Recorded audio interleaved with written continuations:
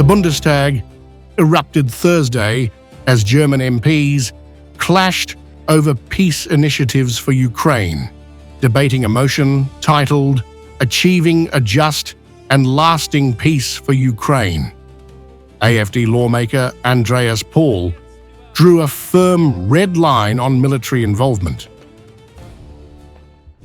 If security guarantees are now being speculated about, and if it's already being whispered in backrooms that German soldiers are sent to Ukraine, then I say in the name of my faction and in the name of millions of concerned citizens, not with us. No German soldiers in this war. That is our red line. We will not allow you to pull our children into a foreign war.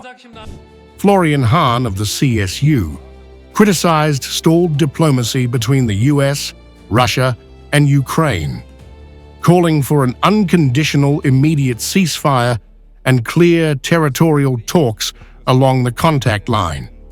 Hahn stressed that strong, well-equipped Ukrainian forces must remain central to any security guarantees.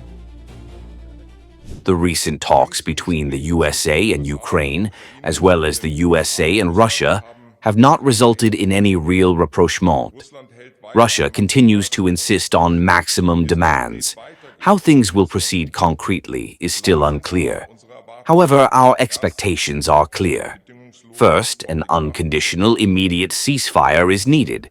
Second, the contact line must be the starting point for discussions about territories. Borders must not be changed by force. Third, strong and well-equipped Ukrainian forces are needed at the center of any security guarantee. Because any peace must be lasting and just. Ukraine, which is defending itself in the fourth year of the Russian full-scale invasion, must be preserved as a sovereign and independent state. Greens MP Agnieszka Brugger urged decisive European action, advocating the use of frozen Russian assets in EU banks to support Ukraine.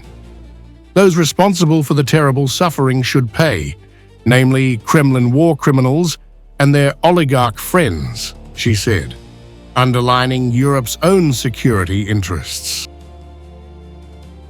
Russian assets held in European banks should be used to support Ukraine. These are not small amounts that we need to finance from the budget or with debt to support Ukraine in its struggle for survival, also in our own interest. And that's why the idea behind the frozen assets is also so correct. Those responsible for all the terrible suffering and the immense damage should pay, namely the war criminals from the Kremlin and their oligarch friends.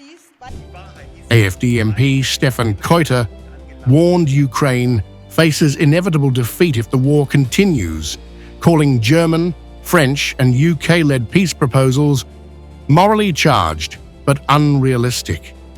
He added that Moscow would ignore plans offering nothing to Russia and highlighted internal Ukrainian corruption, weakening Zelensky's administration. SPD MP Zimtya Moller cautioned against pursuing any so-called peace plan that could become a dictate from Moscow, stressing that desperation cannot replace strategic judgment. Meanwhile, CDU-CSU's Jürgen Hart dismissed claims linking Poland to Russian schemes as another Russian legend.